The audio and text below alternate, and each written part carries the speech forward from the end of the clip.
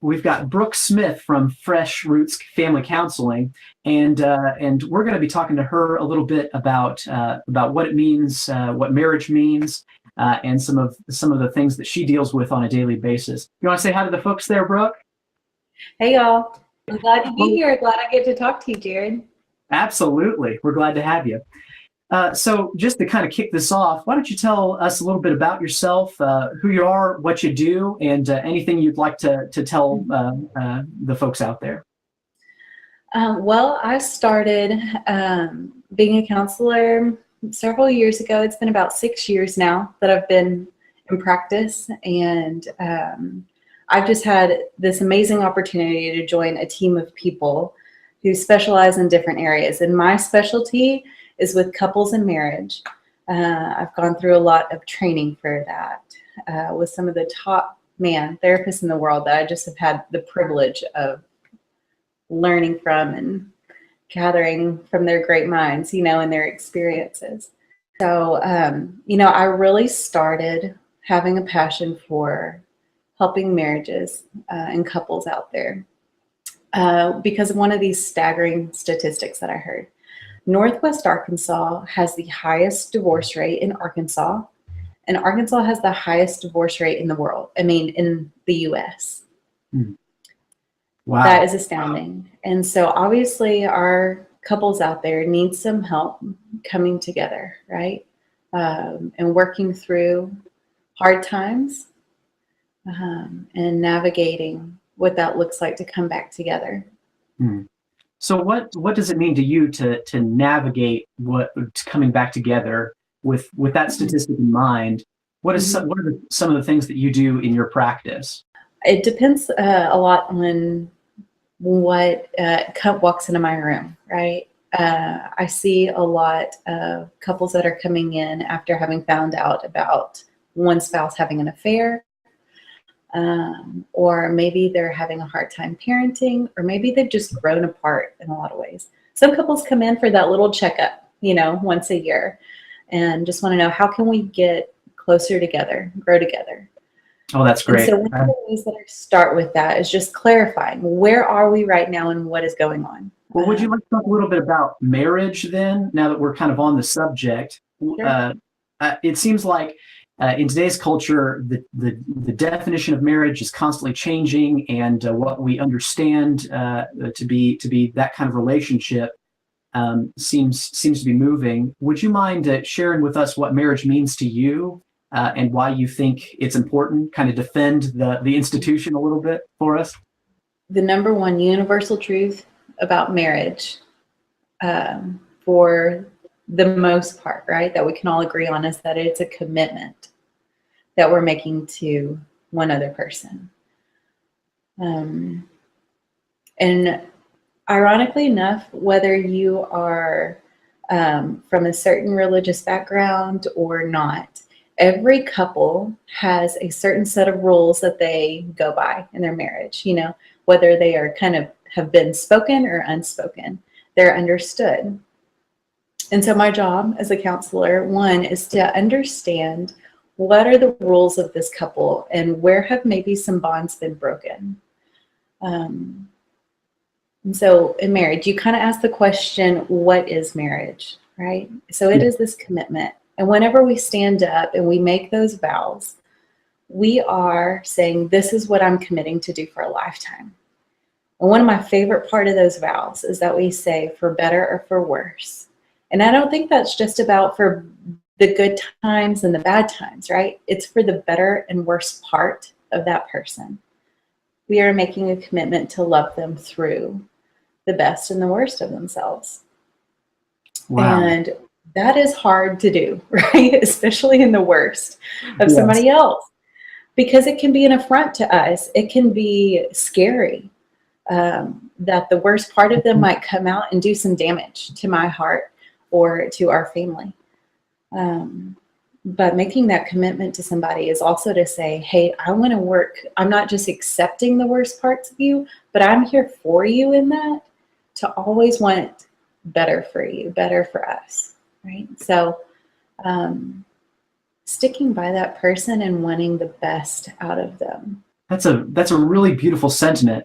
And I love the interpretation of those vows that you just gave us. This idea that it's not about the better and worse part of the relationship. It's really about the better or worse part of that individual. And I love that interpretation. That's great. It's a great new take on these vows. With that in mind, talking about the worser part, what do you find is kind of the number one problem that you get coming through your office? What you do? Is there a common thread among people that are coming to you for help? A lot of couples come in, and the number one thing they say is, "We need help with our communication." Right? And really, what they're saying is, "He doesn't understand me. She doesn't get me," and why these things are a problem.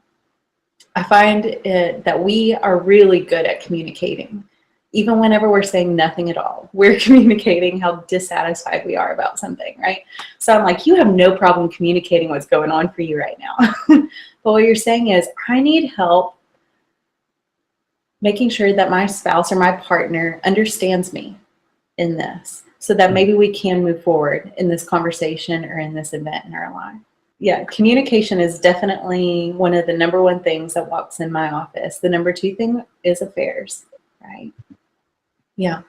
And maybe this would surprise some people, but a lot of the couples want to work through that travesty and come out the other side of it, or to see if they can. Right? That's wonderful. Well, it seems like you see a lot of the bad, or a lot of the growth potential in those couples.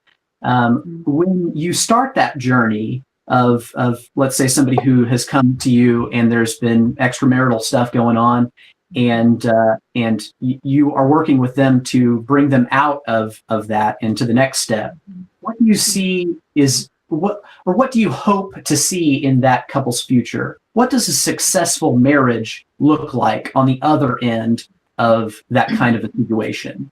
Well, whenever something that tragic happens in a marriage, the number one thing that needs to happen before they can even take a step forward to say, where do we go from here, is finding out if we're safe again to take the risk of going forward.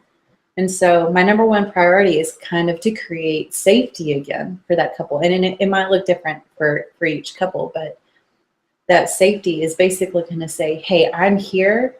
I know I did something terrible, but I'm here and I am committed to this process of working through the rubble of this storm, right? Absolutely.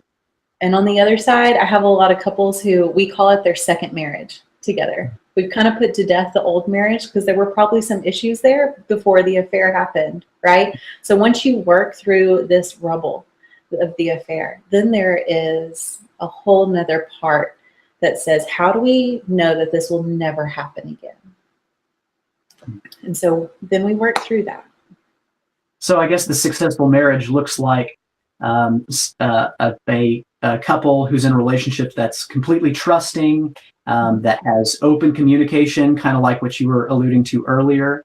I love that vision. That's a great vision to have at the start of a situation like what you're talking about. Mm-hmm. We've talked a lot about, I guess, people who are in marriages currently. Mm-hmm. Do you have some advice for people who you think who maybe are engaged, who are thinking about getting married? Do you deal with those kind of people from time to time? Yeah, I sure do. I actually see all of our premarital cases at Fresh Roots. And in that process, we talk a lot about what we expect love and marriage to be, and their set of rules that they have going on. And so then we kind of put those things out front first, so that whenever we get married, we don't go, whoa, I didn't know that you had this expectation. But what we find is still you get married and there's a lot of things that you find out about somebody that you didn't know was there before. And you know what? That's okay. So one of the first things that I tell these premarital couples coming in is, as we go through things on this side of the fence, let's also revisit in another 3 months or 6 months and work through maybe some of the new things that you found. Kind of jumping off of that, what's something actionable? If you had to kind of really narrow it down, I know we talked a lot about communication. We've talked a lot about being the process of building trust. But what's something, maybe a tip or a trick that you would like to share with somebody who maybe is wanting to improve their marriage today? Maybe something simple, even. Simple. It sounds so simple, but it's not. I would say listen, right? You want to listen to your spouse and what's going on for them, but that word contains a lot. Sometimes it might mean telling your fears or your anger or your anxiety to hold on for just a second and listen to what your spouse is trying to say about the situation, about how they're feeling. And I think that a lot of that actually goes back to this. You asked for like a trick or something. Is understanding where your spouse is coming from in the first place.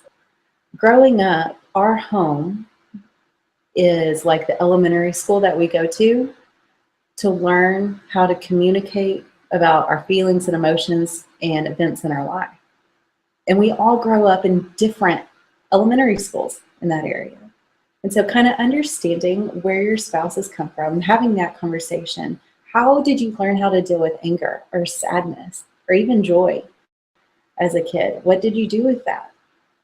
And through that, we're going to learn what it looks like to connect with our spouse, what our tendencies are, and then maybe what are some of the things that need to even be healed so that we can create a stronger bond and connection with one another. Absolutely. I love that. You know, if you'll allow me, I got some marriage advice early on before Alex and I got married, and you probably can't use this in your practice, but some of the best advice I ever got, you won't believe it, but was use different blankets. That's so silly, right? And that's totally different than the communication, but hey, you know, just trying to. I think it goes along with this idea of trying to understand that other person, and for me, understanding that my wife is going to get really mad if I pull the covers off her in the middle of the night, you know, and trying to be proactive about heading off some of those issues and those problems. I love that. And with that, I think we'll close this out. Hey, thanks for being with us, Brooke. You're awesome. What a kind soul. Jared. Yes, absolutely. And as always, comment, like, subscribe. Go in peace. Bye.